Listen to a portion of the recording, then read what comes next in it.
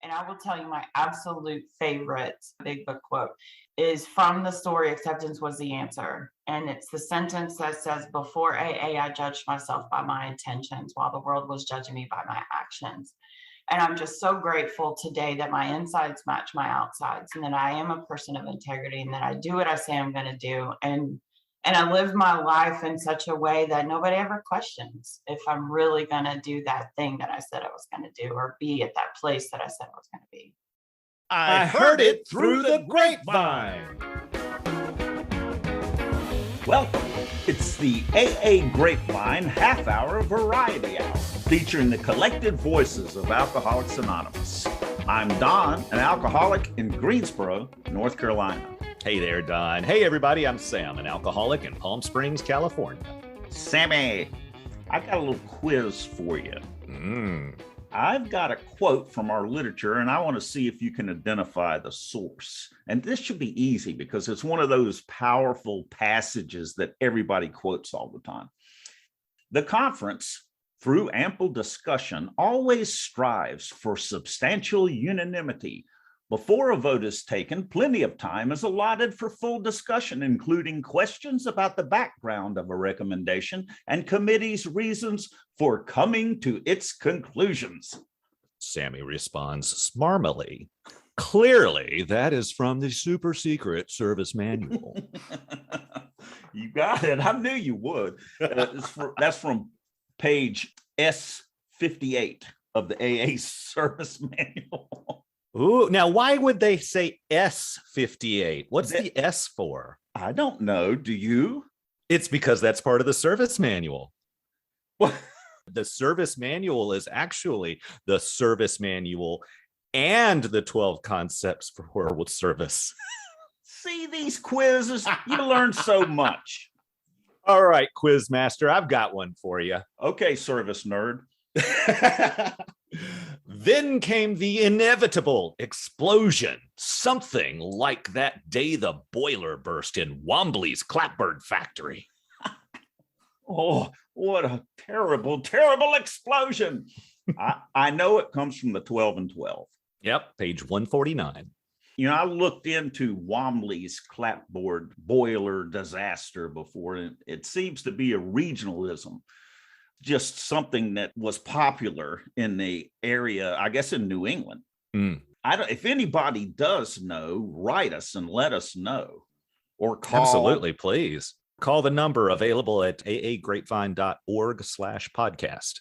But the other one that I love is Langley's flying machine. Oh, that one's mentioned in the big book. Yeah, you can see old photos of that disaster on the web. I mean, there's pictures of it. He was famous for failing to fly. I've seen all kinds of footage of flying machines. I'm going to have to figure out which one's his. Well, today we've got a scintillating game of Stump the Thumpers, our big book quiz show. I'm looking forward to meeting our guest contestant, Amy.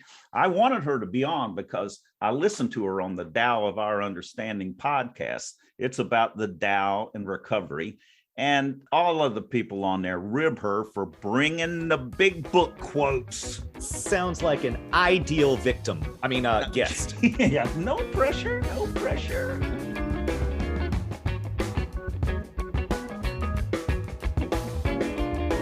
Grapevine does not accept donations, but you can offer your support by making a purchase at store.aagrapevine.org or by the Carry the Message gift certificates to sponsor Grapevine subscriptions for alcoholics in need.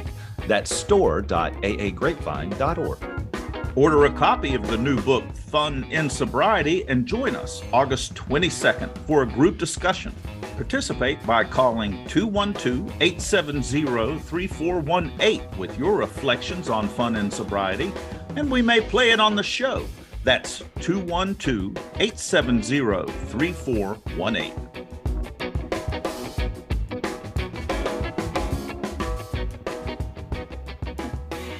Hey guys, my name is Amy and I'm an alcoholic, and I've recently moved to Dallas, Georgia, although I'm known by my online home group, Fourth Dimensioners, as Ackworth Amy. My sobriety date is March 12th of 2013, and I'm super excited to be here.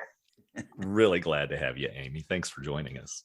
Your online home group, Yes. the Fourth Dimensioners. Fourth Dimensioners. We meet every single night at 9 p.m. Eastern. We are listed in the AA Intergroup online meetings. And I say online home group because I also have an in-person home group, and that's Saturday night specials. And we meet, guess what, on Saturday night at 7 p.m. So does the Fourth Dimensioner group meet in the fourth dimension? We are rocketed to the fourth dimension of existence every single night. That's a big book quote. Yes, it is. How many meetings do you go to a week? Well, I drank every day. I don't exactly attend a meeting every day now, but I go to at least 5 or 6 meetings a week. Online, I have service commitments with the Fourth Dimensioners on Sunday night and Friday night. And any other night they need some help to fill in because it takes a lot to run an online meeting 7 nights a week. So I'm super plugged in to service work. And then I'm working with sponsees at least 5 nights a week. And I work with my sponsor 1 night a week. So I'm willing to go to any lengths. Right in the middle of it, aren't you? Absolutely. That's the way to do it. Yeah. Now tell me, have you ever heard of the Super Secret Service Manual? You know, funny that you say that because I might have a copy of the Super Secret Service Manual on my bookcase back there. So yes, I've heard of it and I might have read it a little bit. Oh, even read it. Ooh. A little bit. I've read a little bit. I love it. Haven't delved into it. Amy, when did you get sober? March 12th, 2013. Why did you get sober? Why would you do something so drastic as that? It certainly isn't because I wanted to, because see, I like the effects produced by alcohol. So I chased that for years and years. I had a hobby when I drank. I like to drive. Oh, nice. The county didn't really like that too much. So it was actually my 3rd documented DUI. And I say documented because how many should I have had? I don't shit on myself anymore. How many would you have? How many did you qualify for? Infinite number. Yeah, my 3rd DUI left me in front of a judge who said you can either take this outpatient treatment program called Cobb County DUI Court, or you can go to jail for a while. And I said, well, I don't play well with others. I run with scissors and I might stab someone. So I'll try that program you've got there. I often say that I was forced into the best life I could ever possibly imagine because I fought it. I did not want to stop drinking. It was my solution. Yeah. So what was that program like? And did you resent going to it? Yes. So we had to go to group therapy a few times a week. We had to get a sponsor. We had to randomly take drug tests at their discretion, not ours. We had to do individual therapy. And I say I had to do all those things because my drinking was, kind of threefold for me. Yes, it's the physical, mental, and spiritual, but I initially drank because I wanted to, and then I drank because I needed to, and then I drank because I had to. And that's the opposite in sobriety. I came because I had to, got sober because I had to, stayed sober because I needed to, and now I stay sober because I want to. So I get to do all these things today.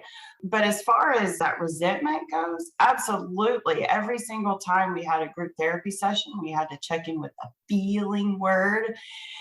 And mine was never really a feeling word. It was an F you, I don't belong here. I can't believe you're making me do this. Maybe people can hear it in your voice, but I wish they could see your face when you say feeling word. Yes. I felt it. I could have just because, I would have been the same way. Yeah. What was a challenge, like something that you resisted, but turned out to be a gift? The challenge was not drinking. Yeah. That was absolutely the challenge. I didn't know how to go 1 minute, 1 hour, 1 day without drinking. Yeah. And so now that's a gift. There were so many challenges, passing the drug test and not drinking and going to the group therapy, digging inside to get down to the causes and conditions of why I behaved the way I did. They said, you have to get a sponsor. And I thought, oh my gosh, what is this? And that sponsor got to call a phone line once a week and kept it anonymous, but just said, I'm working with Amy and she's doing well or she's not doing well. And When I asked this lady to be my sponsor, I thought, oh, good. She's older. She will appreciate me saying this. She's an old lady. She's going to call that phone line. She's not going to make me do anything. Yeah. Well, boy, was I wrong. God was doing for me what I could not do for myself. And it turns out that Diane is still my sponsor after all these years. And she took me by the hand and she walked me through the steps of Alcoholics Anonymous and the traditions. And she shared her experience, strength, and hope and guided me along the path that I didn't even know I wanted to go down. Can you describe how the things that AA asks us to do helps us keep from drinking? That's a very good question. You know, AA asked us to work the steps. What does work the steps mean? You know, it was tough to take a look at myself and get down and really dig deep, you know, to that innermost self. What's going on deep down in every man, woman, and child is the fundamental idea of God. So, right, I had to concede to my innermost self, where I also found that higher power. It's the work. It's AA suggests that we go to meetings, that we get a sponsor, that we work with steps. Most importantly, it suggests that we give it away.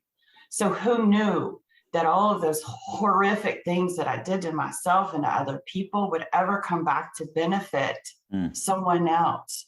You know, sharing that. I used to be very ashamed of all the things that I did. And now, interestingly enough, I'm so incredibly grateful for those experiences, the jails, the institutions, and death, losing custody of my children, getting arrested time after time, going through failed marriages, you know, all those horrific things that I was so ashamed of and so guilt-ridden from doing.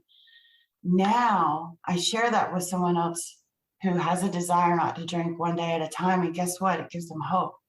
And they think, oh, if she got through that, maybe I can too. Yeah. Helping new people in the meeting, just talking to people after the meeting who are new and have questions, forces me to stay on top of my game, forces me to do all the work, to look at myself. And if I'm telling someone else that, I've got to be doing it myself. You know, it keeps me accountable. Mm-hmm. But I really thought that the 4-step made a searching and fearless moral inventory of ourselves, and then to share that with another person was not that good of an idea, because because it's going to stir up all the mud in the bottom of the lake that's settled there. And now you're going to get the lake all agitated and it's going to be a mess. And sure enough, it is a mess when that happens. It kind of was non-intuitive. So what was your experience of working the 4th step the first time? Oh, I love this question. When I showed up at my sponsor's house to tell her my 5th step after I had written this composition notebook of my 4th step, I thought, oh, goody. Finally, someone is going to understand what a victim I am. Yes. And she's going to say, oh my gosh, I would have drank too if all of that stuff happened to me. You poor thing. Yes, you poor baby. It's going to be okay. I understand. I would have drank too. So I was very excited to show up over there and to word vomit all of this stuff. So what happened when I started telling her I was born on my birthday and I'm a twin, and my parents thought they were having a boy and they had twin girls. And so I was the black sheep of the family initially. I mean, I led with that. And she called me a selfish, you know what? And I thought, oh my God, it's going to be a long day. This woman has no idea. I immediately started crying and I was like, oh, she hates me. She thinks I'm a horrible person. But what happened after that is one of the most miraculous things that I've ever experienced in my life. She matched every single story, every single experience that I had with her own. And she said, maybe it didn't look exactly like that in my life. So let me tell you what it did look like for me. And I got to, as Chuck does, uncover, discover, and discard. I got to uncover the reasons that I drank and did the things that I did. I got to discover who I really am into my innermost self, and I got to discard all the things that don't serve me well anymore. And I left her house that day feeling a euphoria that I chased all of those years trying to get from the alcohol. So at that point, I knew that some kind of psychic change had occurred, some type of spiritual awakening or spiritual experience had occurred, and I knew I was going to be okay. Fantastic. Yeah. So now flipping roles here, when you sit down to listen to someone's first fifth step, how does that work for you? How do you do that? Well, my sponsees show up with a whole lot of paperwork, right? Because that's also a suggestion to write it down and get it out of this head, right? And they show up, I read a couple of the paragraphs in the big book where it gives a description of what the fifth step, we pocket our pride and go to it, illuminating all the dark crannies. I always have snacks. I have sweet, savory. I ask them what their favorite beverage, non-alcoholic, of course, beverage is. And we're prepared for a long talk. It says that in the book, right? We just start at the very beginning, and it's as informal of a process as can be. They just start describing their life story. And then after a few hours, usually, we've uncovered some patterns of behavior. We've uncovered some resentment, some fears. And then once they get through telling their life story, then we go back to the paperwork, the columns, if you will. Mm-hmm. And if they've left anything out, we go through those and we talk about them. And then I send them on their way so they can have that hour alone with themselves and their higher power. It's a beautiful, beautiful experience. So I try to reiterate or convey exactly what was done for me, right? My sponsor said as some of the things that I was the most ashamed of, he just looked at me and said, I did that. And I knew that he did. And he, just like you said, shared what he had done. It was such a relief for me. But the beauty of it was a relief for him. Because when it's turned around like you shared, then I'm able to say to the new person, I did that. You don't have to be that person anymore. Yes. It's hugely so. It's unique to those in recovery, I think, how we have our conversations. And it's not this one-upping thing that is out there. It's just this really intimate communication between two people. And all that, how to do it and all is laid out in the big book. And Sam, I think you probably picked up where Amy probably has quoted the big book about 112 times so far. I have picked up a few things that sounded really familiar. Yeah. So I think that might be a point where it's time to play Stump the Thumpers. That's a big book. Our big book quiz show. And here's our quiz master, Donnie Wanny Ding Dong. Thanks, Spammy. Now, I've researched the first 164 pages of the big book. And Dr. Bob's story. Sam, let's keep this simple. I've found a few easy questions for our contestants. Easy. Yeah, if you know the answer. It's multiple choice. So it's as easy as 1, 2, 3. Yeah, maybe times 87 divided by pi. And what do they win, Sam? The warm glow of accomplishment. What a nice warm glow. Lovely. Is that all? And a parade? Everyone loves a parade. Particularly an alcoholic. Okay, I've got 3 questions today, Amy. So for each question, guess right, you get 2,000 points. That's a lot of points. There are never enough points. Amy, are you ready? I think I'm ready. Yes. All right. Okay, here's the first question. Finish this sentence in more about alcoholism. I'm going to give you 4 possibilities.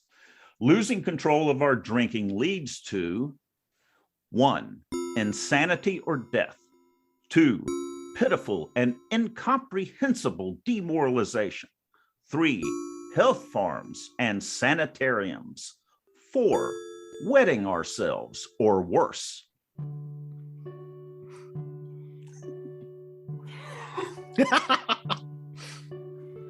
Losing control of our drinking. I know all of those things are in the big book. Well, well, maybe not. Yeah. not wetting ourselves. No, so you can eliminate 4. So losing control of our drinking leads to health farms and sanitariums. See?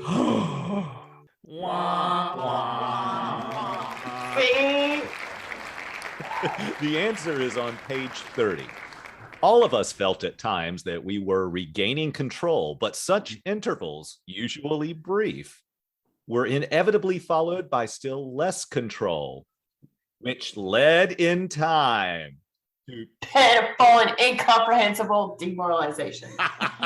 Yes, the answer is number 2, pitiful and incomprehensible demoralization. So I can quote it, just don't test me on it. Right. In time to. Now, it sounds like you have a big book open there. This is not an open book quiz. No. It's on page 42, not 30. How fast can you type that search in, Amy? Right. Nope. There's my fingers. We're gonna have to get a proctoring software for Zoom so that we can. Well, losing control of our drinking leads to pitiful and incomprehensible demoralization. What does that mean? Wow. Immediately I just think of, I can't believe I did this again. Why did I do this again? Am I really in a courtroom again? Yeah, it's the complete failure again and again against massive amounts of self-will. I cannot control my drinking. Yeah. Lowering my standards to meet my circumstances. Truly, if I had a turtle shell that I could pull into, I would totally do it. When I realized, again, this is where I am. Can I just hide from the world? And of course I could by drinking. And then you'll end up in health farms and sanitariums and with insanity and death. All of those are true, and probably wetting yourself or worse. Yeah, it's all a possibility. Okay. Finish this quote from 2 employers. I had nothing to drink whatever for 3 years. And this in the face of difficulties that would have made 9 out of 10 men. 1, drink with complete abandon. 2, drink to disillusion. 3, drink their heads off. 4, drink a bathtub full of gin. 4, drink a bathtub full of gin. Don, you are mean. Now, we have had a professional on to chide you on how hard you make these questions. Yes. The answer is on page 138. I had nothing to drink whatever for 3 years, and this in the face of difficulties that would have made 9 out of 10 men drink their heads off. The answer is number 3, drink their heads off. Don, I don't think anybody would get that answer. Well, it might be random because all of them are possibilities. Drink with complete abandon. There's a quote in the big book. I think it's in Dr. Bob's story where he talks about drinking bathtub gin. Mm-hmm. So maybe a little unfair. And also, though, I got to say that it's a little unfair to I think we're starting to get some amends here. We're not quite there. Okay. and also, I got to say, it's a little, you can tell that this is an employer, not an alcoholic, I guess, because difficulties that would make 9 out of 10 people drink their heads off, circumstances don't make me drink.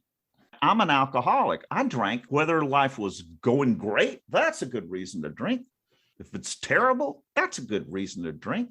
If it's boring, that's a good reason to drink.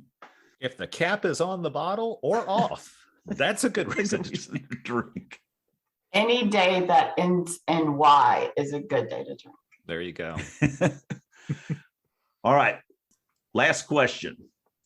Bill W. loved a metaphor. Which one of these routes is not in the big book? 1, the path of least resistance. 2, the broad highway. 3, the road of happy destiny. 4, the road to recovery. Path of least resistance.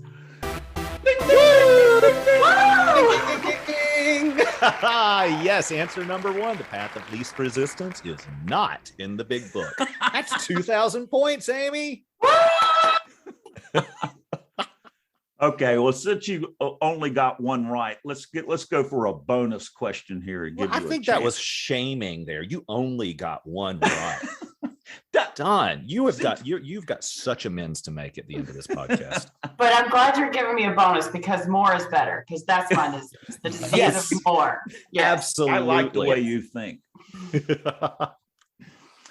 Finish this sentence from how it works. Remember, we deal with alcohol, cunning, baffling, and 1, powerful. 2, bodacious.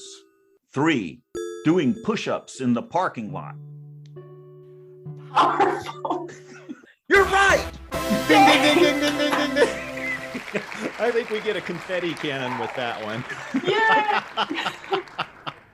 Yes, page 58. Remember, we deal with alcohol, cunning, baffling, and powerful. The answer is number 1, powerful. Amy, you did fantastically. And you want to know Fantastic. what bonus question points are? 20,000. 20,000. Yes. 200. I mean, no, 20,000. No, 22,000. Don's trying to do math here, folks. Amy, thanks so much. Thank Oh, you. indeed. Thank you. You're a brave soul. Is it brave, or was she just willing and Yeah, unwitting willing. and It's did always not really know what she was getting herself into and just how dastardly your quizzes are?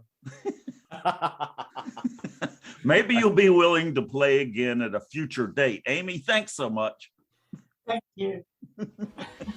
Perseverance and courage, for sure. There you go.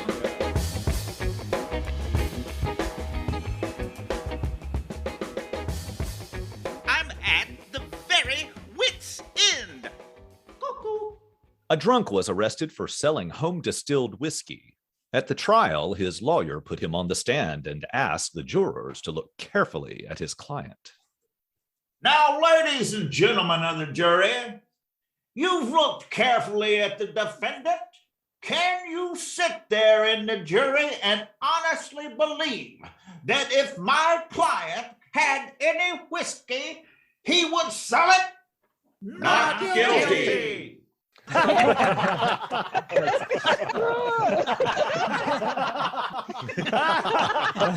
It's really not that funny. Thanks for joining us. The AA Grapevine Half Hour Variety Hour is posted every Monday and is produced by AA Grapevine, Inc. We don't speak for AA as a whole. We share the experience, strength, and hope of members to help others recover from alcoholism. Podcast info, including how to call in, is at aagrapevine.org/podcast. Find AA Grapevine on Instagram and the AA Grapevine channel on YouTube. All things Grapevine are available at aagrapevine.org.